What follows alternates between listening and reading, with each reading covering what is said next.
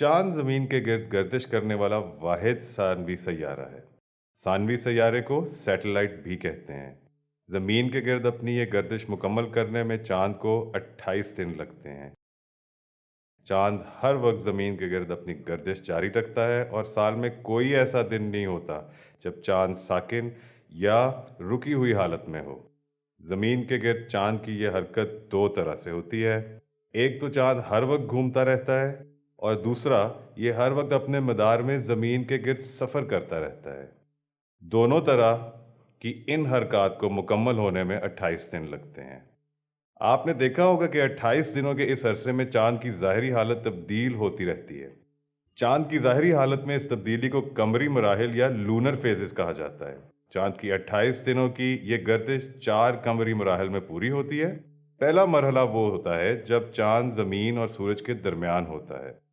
सूरज की रोशनी चांद पर पड़ती तो है, लेकिन उस वक्त चांद का रोशन हिस्सा सूरज की तरफ और स्याह हिस्सा ज़मीन की तरफ होता है।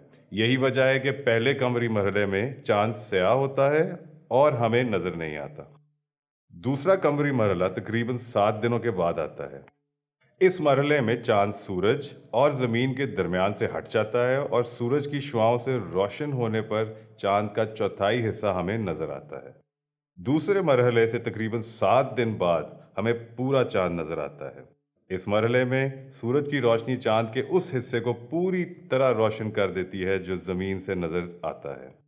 यही वजह है कि इस मरहले में हमें चांद पूरी तरह चमकता दिखाई देता है।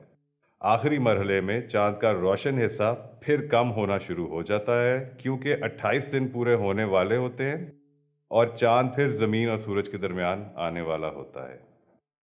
चांद की गर्दिश में कभी कभी ऐसा भी होता है कि ज़मीन चांद और सूरज के बिल्कुल दरमियान आ जाती है, और ऐसा होने से सूरज की रोशनी ज़मीन पर पड़ती है और ज़मीन का साया चांद पर पड़ता है।